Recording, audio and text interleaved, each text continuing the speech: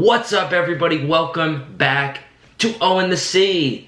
It's your boy, WilOcho, back with another Bucks video for you. Bucks content coming at you. So there's no Bucks news out there today, at least not yet today. It's only 3:30, so who knows? Jason, like, you know, he likes to burn that, he likes to be on that grind, burn that midnight oil. Maybe he'll work out something later in the day, but as for now, there's no Bucks news to talk about. So I wanted to hit on something that's coming up, and that is the NFL draft. A lot of people, I shouldn't say a lot of people, but some people have been like, hey, you should do a mock draft. Why don't you do a mock draft? Hey, what if you did a mock draft? What about doing a Tampa Bay Buccaneers mock draft?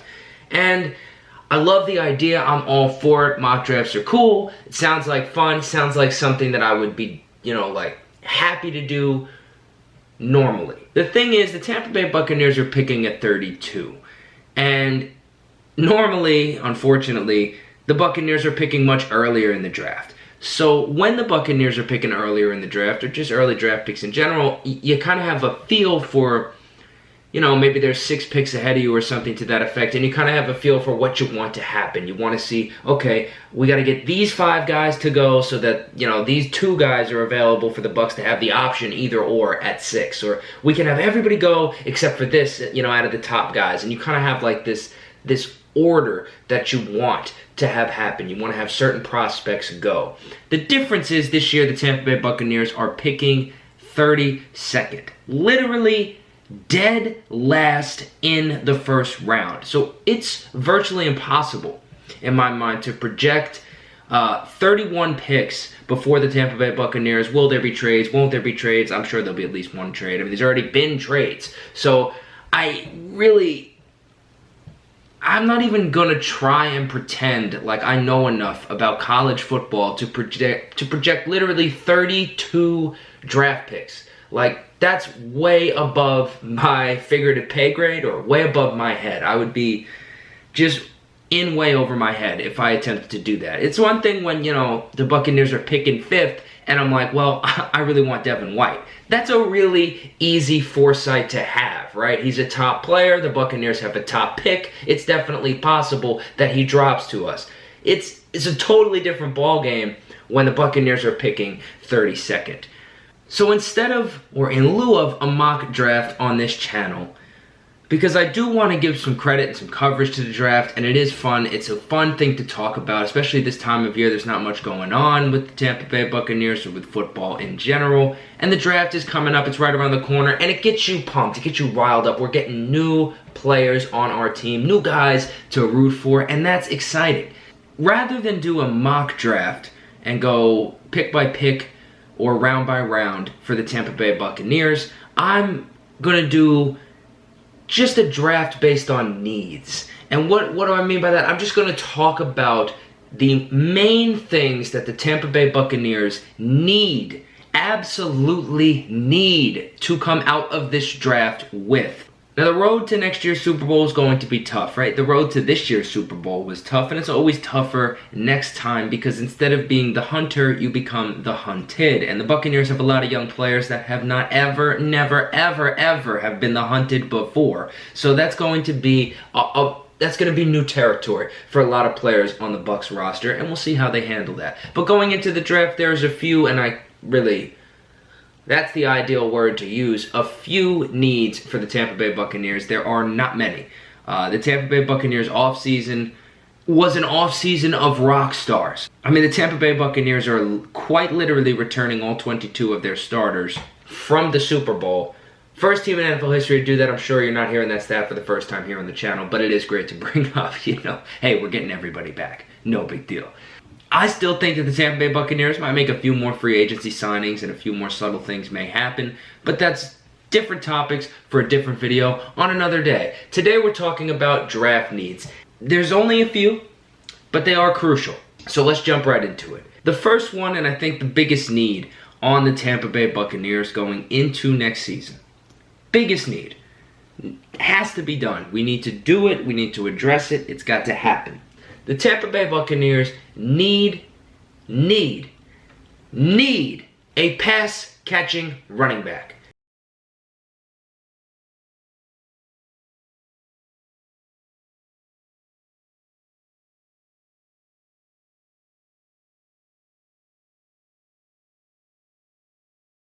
straight up and down, they need that guy.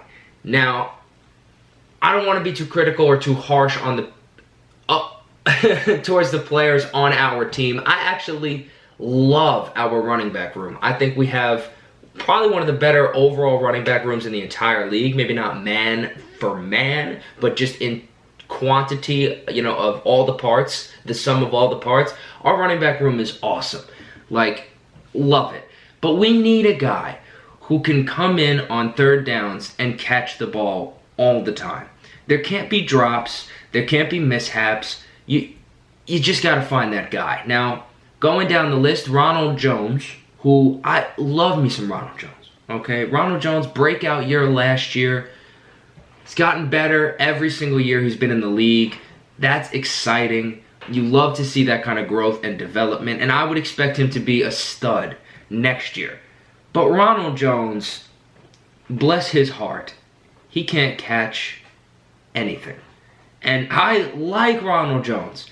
Just, it is what it is. Bucs fans, if you're a Ronald Jones, big-time Ronald Jones supporter, that's cool. That's great. I'm with you on that bandwagon, but we got to be real about it. The man has got some stone hands when it comes to catching the football. In fact, quite honestly, he may have some of the worst hands I've ever seen for someone who plays a skill position. His hands are... He's like how DBs generically are receivers who can't catch, right? They play defense because they can't catch. Well, Ronald Jones plays running back because Lord knows he can't catch. It's unreal. I actually only remember 3 catches that Ronald Jones made all of last year. 3 catches, okay? He had the best catch of his life, Kansas City. The first time we played them in the regular season, Tom Brady dumped it off to Ronald Jones, and he broke a tackle, jetted down the sidelines. It was like a 40-yard touchdown. That was by far and away the best catch receiving moment of Ronald Jones' life. Bravo, Ronald. Well done.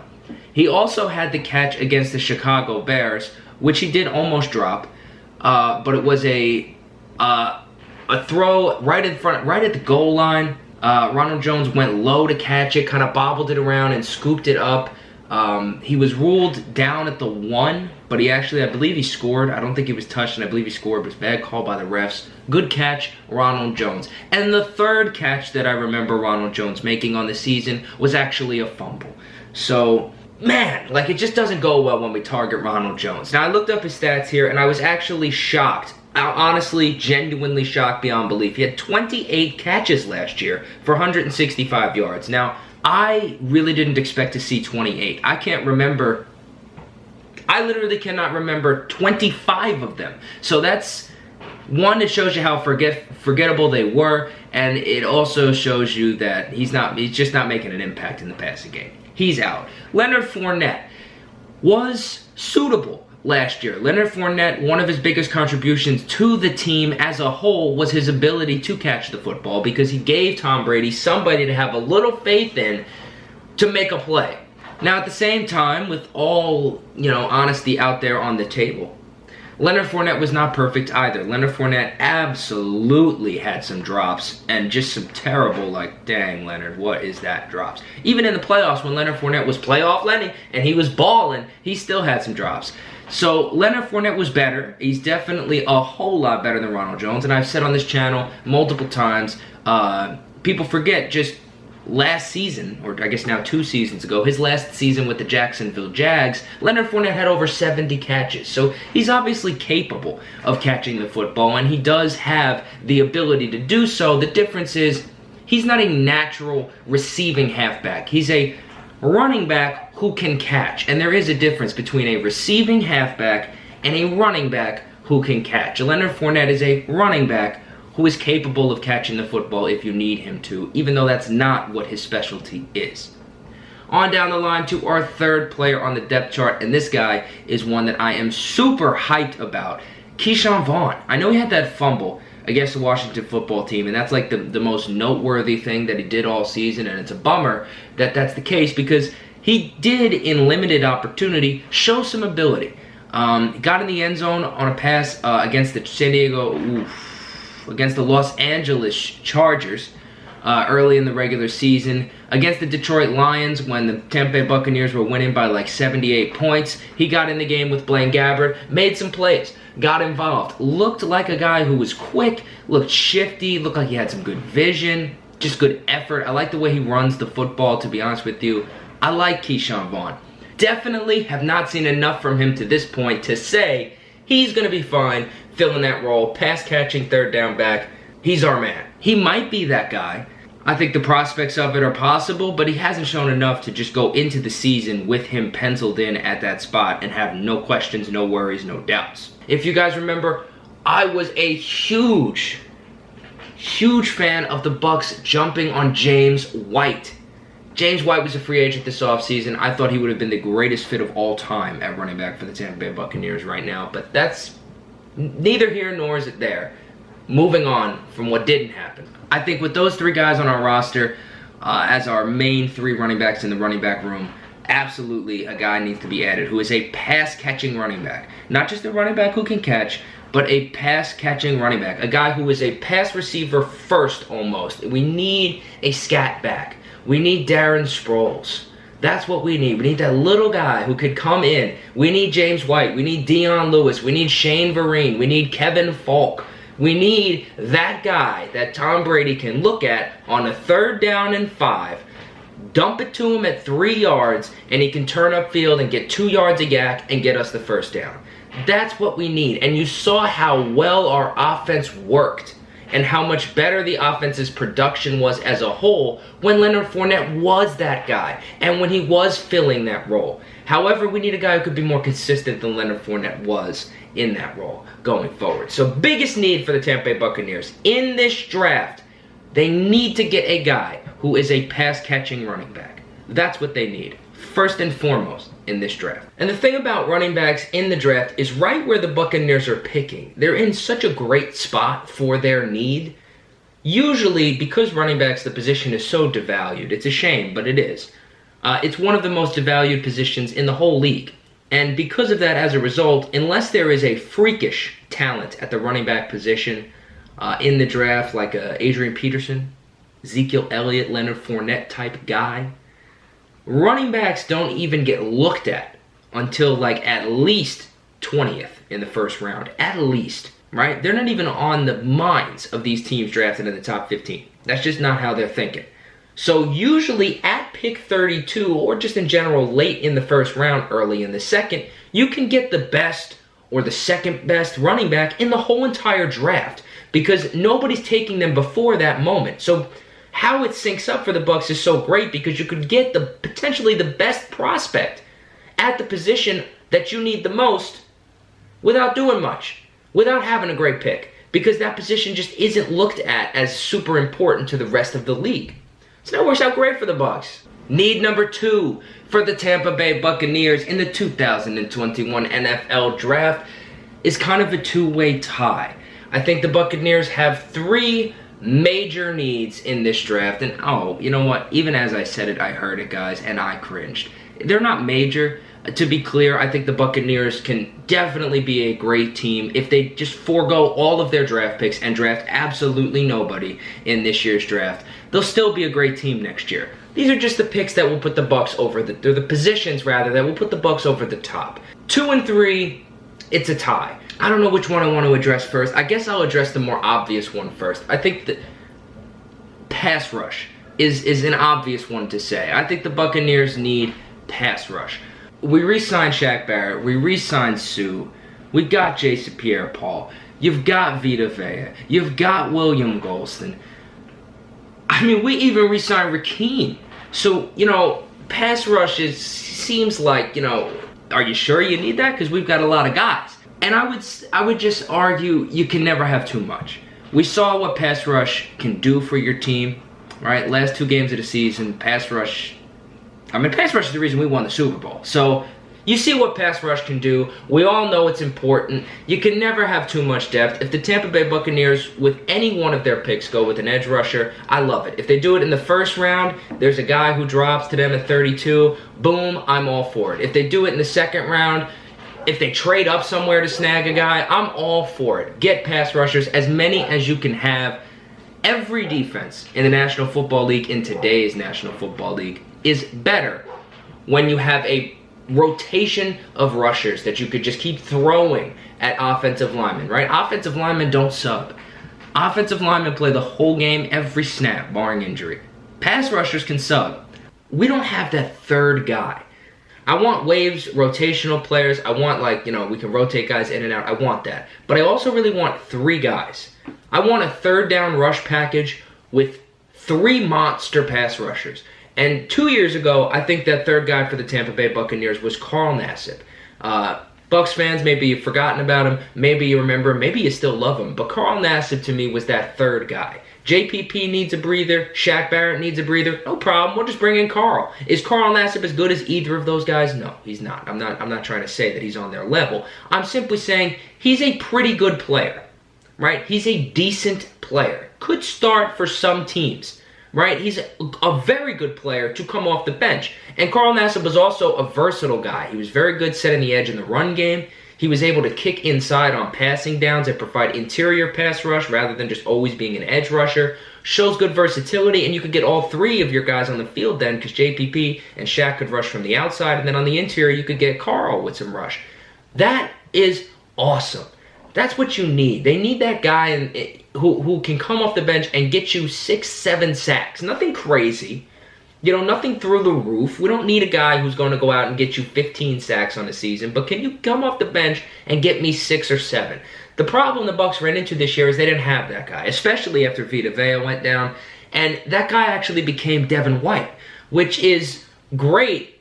It's awesome that Devin White is capable of doing that, and it's awesome that Todd Bowles is creative enough to scheme that. That's amazing. Love that.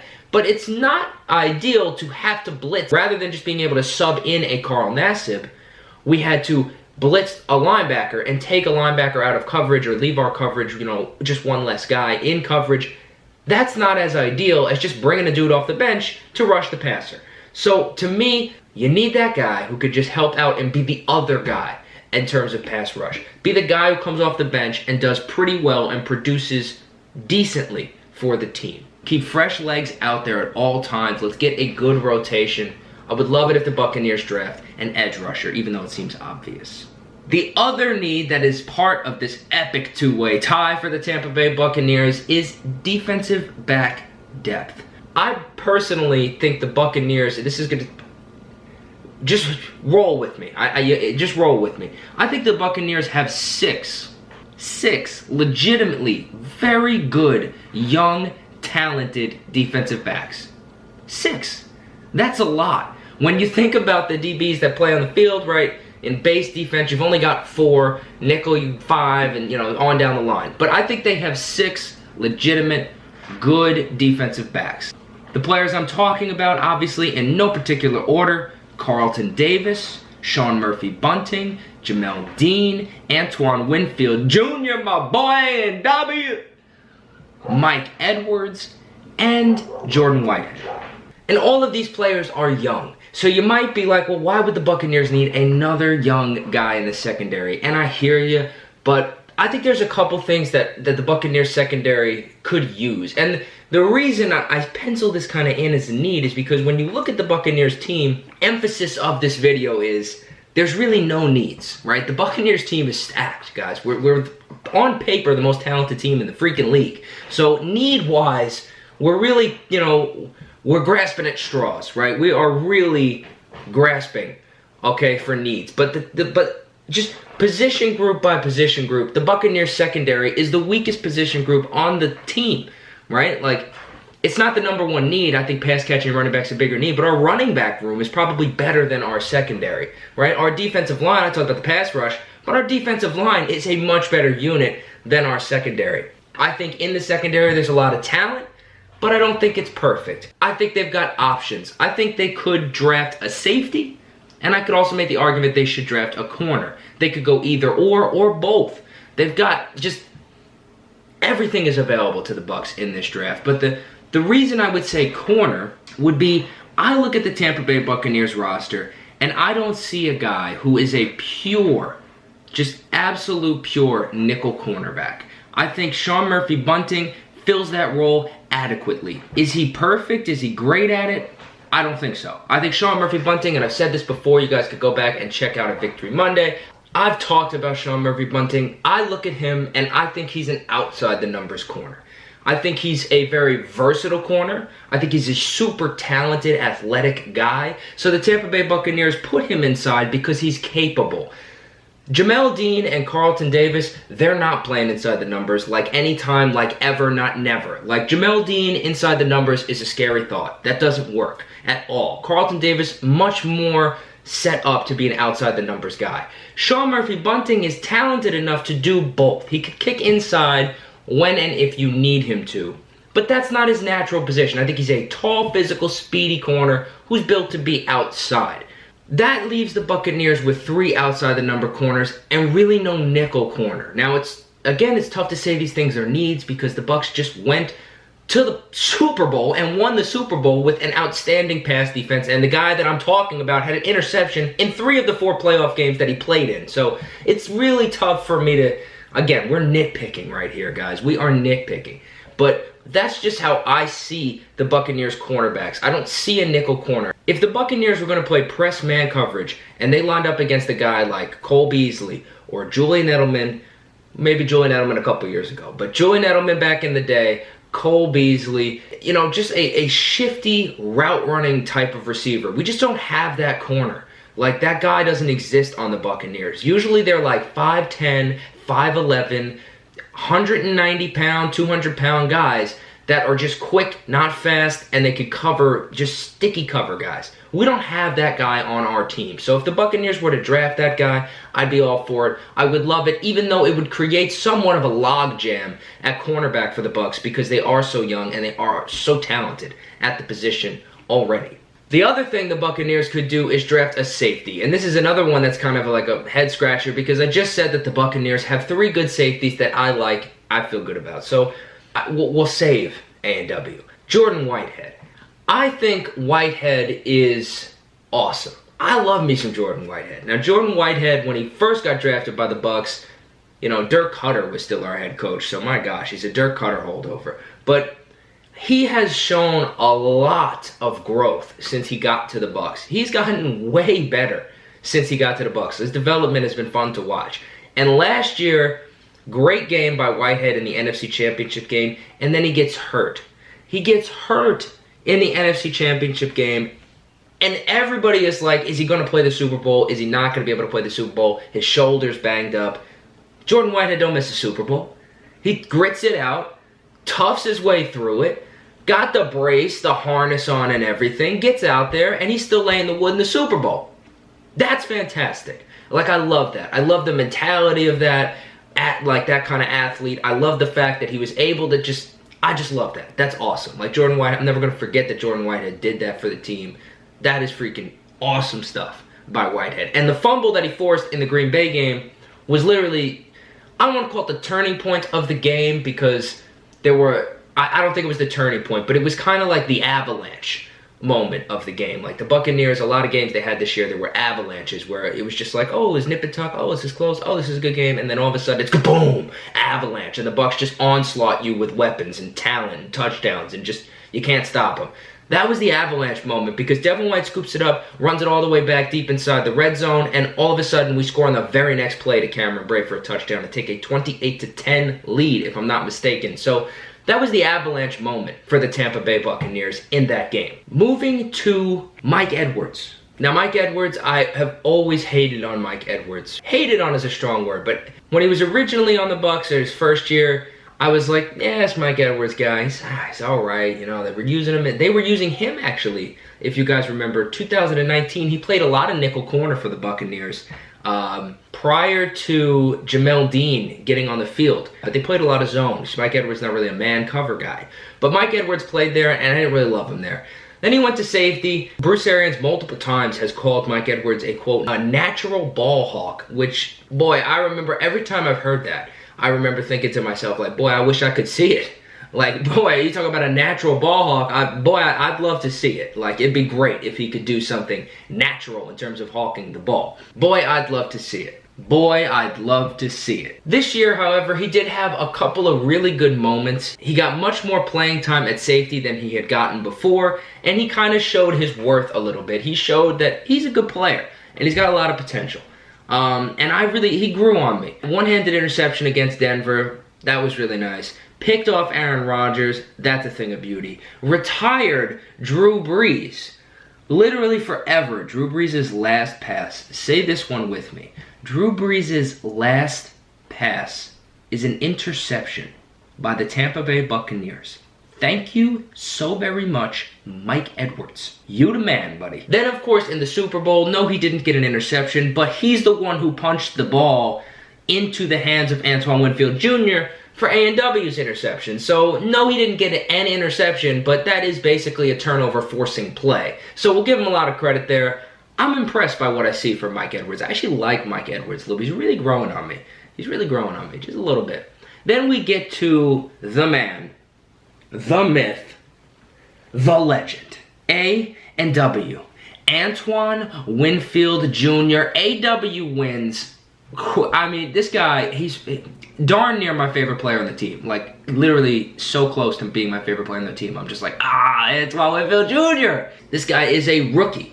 Second round draft pick.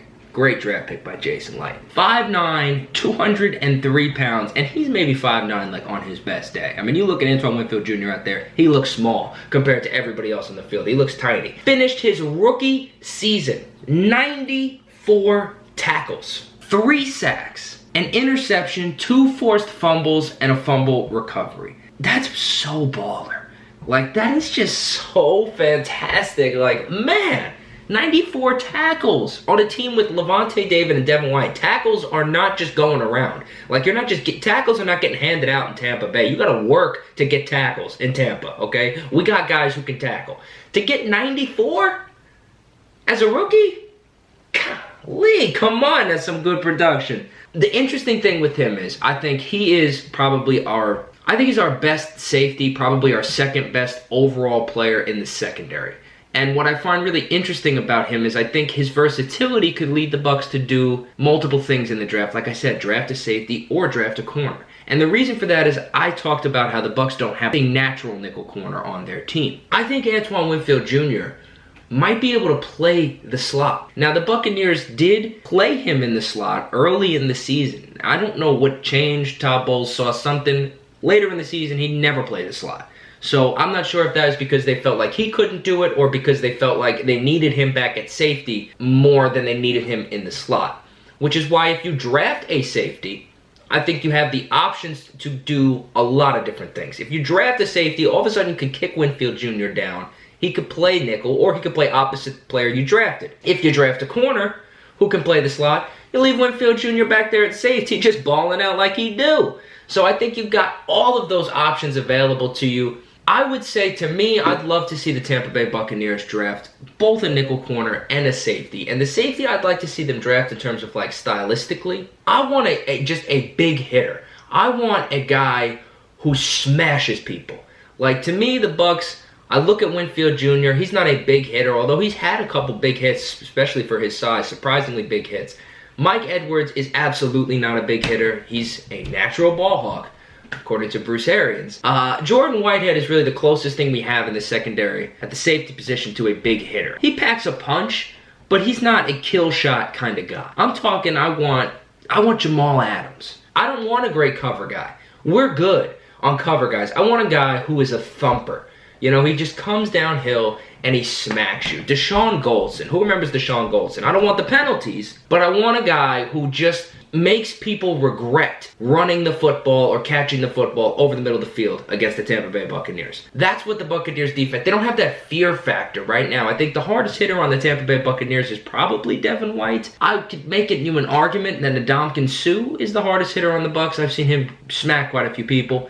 I have seen, to his credit, I won't discredit this, I've seen Carlton Davis absolutely lay the boom on some people. And as a corner, I've seen him absolutely hit stick guys all over the field. But I would love it if the Bucs had just a bona fide, just in the middle of the field, just thumper of a safety. And that's, it's not necessary. It's not something that we absolutely need. but I would love to see it. Thumper at the safety position, nickel corner. I think that's what the defensive backfield needs. The only other need we're going to talk about in this video, and this is a need that could be addressed by just addressing some of the other needs, and I also even have a few ideas for this need and solving this issue myself, is kick returner. Without getting too much into what happened to Jadon Mickens in the offseason, his future is a little bit, let's just call it, I don't know. Let's just say that. His future is, I don't know. Even if Jadon Mickens is back, he's on the team, he's rocking, he's rolling, I'm not the biggest, like, woohoo, Jadon Mickens guy. Now, he's not bad. Jadon Mickens not bad. It's okay. I think at times, specifically near the end of last season, he impressed me. You know, he showed improvement throughout the season. He was better at the end of the season for sure than he was at the start of the season, so I'll give him his credit for that. On offense, I think he got in one game against the Bears. He had a good showing on offense against the Bears. I don't think he really played offense in any other game, really. Maybe against the Giants, I think he got in a little bit. He just doesn't really play offense that much, even though he is a wide receiver. He's mainly just a kick returner. TJ Logan, in very limited opportunity to actually play with the team on the field, he has shown potential as a kick returner. So maybe you go there. The Bucs don't have really anybody on their team. This is weird to say because we just won the Super Bowl, right? But who on the Tampa Bay Buccaneers team is just an explosive athlete, right? Like, where do the Buccaneers have that guy who can just boom and take it to the crib? I could think of one, legitimately one, and I would say that's Ronald Jones. Now, I do not want to see Ronald Jones running back kicks. I don't even know if Ronald Jones could actually field a kick. Could he catch it? I don't know. We talked about it earlier in the video. He may not be able to field a kick. I don't want to see him running back kicks. I just don't. But in terms of explosive athletes on the team, right, you go down the list of our receivers, we don't have a lot of explosive guys. Now, there's one who stands out amongst the rest, but we don't have anybody who's like, you know, just quick cut, explosive, juke here and he's gone, one step and he's got a burst. That guy doesn't exist on our team. Go to our DBs. I'm just kind of going through positions where there are where normal kick return guys come from. Going through our DBs, none of them are overly quick twitch and explosive. They're more long speed than they are short bursts. And I would just love to see somebody on the team who has that ability to take it 90 at any point, besides Ronald Jones. I understand that Ronald Jones just had a 98-yard touchdown run this past season. I said he's explosive, but I just don't want to see him running back kicks. I want to see a guy who can just, boom, hit a switch and go. Now, in terms of people on the Bucs roster right now who I think could fill that void, or at least like to see if we have a preseason this next year, guys I'd like to see get a chance, get a look. I want to see Scotty Miller get a chance. Now, I don't know how good Scotty would be, but I do know that Scotty Miller's fast. He's used to handling the football, catches a lot of balls, runs with a lot of balls.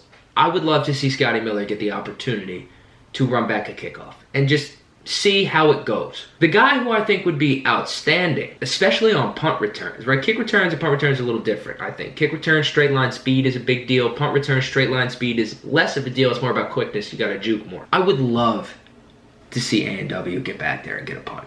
I think Antoine Winfield Jr. would be an underrated punt returner for the Tampa Bay Buccaneers. Now, you could call this bias, and hell, I really am biased. This guy, I want to see him play offense. Like, put him in on offense. Let's get him a screen pass. Let's let him run with it. But Antoine Winfield Jr. on special teams as a return man could be nasty. This guy return kicks in college, and somehow, someway, he got no opportunity this entire NFL season to run back just one kick. Bruce, put him back there. Let the man run back a kick. Let's see what he could do. He's a playmaker. You never know. What I meant when I said before about this need could be addressed by other needs in the draft, if the Buccaneers draft a safety or a nickel corner, they could be an explosive athlete who is able to fill this void of kick returner, and it might not have to be a separate draft pick to dedicate to this position. The other thing is, if the Buccaneers draft a running back, that could be the fill for this position. It could come from a different guy. One draft pick could satisfy multiple needs for the team, and it doesn't have to be a specific guy drafted to be a kick returner. One of the other guys we pick up could easily fill that void for us. Either way, it's something I think that the Tampa Bay Buccaneers absolutely need to look into in this draft. Get us a guy who can house one, because the Bucs, we're not housing them these days. So let's get a guy who has that capability to do that for the team. Gets the ball, goes to the crib. That's what we need to see a little bit more of on special teams. That's going to do it for this video. Not a mock draft, just more of a mock needs draft here on O and the C. It's your boy WilOcho. I say this at the end of like literally every video. You guys are more than welcome to like, comment, share, subscribe, all that good stuff. But go on Instagram, guys, for daily Bucks content. I am piping it out like I make pipes. I'm a plumber. I don't know the reference that I wanted to put there. All I know is if you go on Instagram, I promise I'm putting up at least one post a day. I'm getting you some good quality content, so go check it out. It's on the screen right now. You literally can't miss it. I'm putting it in your face. So go check it out. That's the end of the video. I'm super pumped for this draft. I think the Bucks could go any side, any sort of which way in this draft. Bunch of different things that they could do. I can't wait to see how Jason Light plays it personally. I got faith in the man. That'll do it for this video. Your Tampa Bay Buccaneers draft needs. Your 2020 Super Bowl champion draft needs. Thanks for sticking around to the end, guys.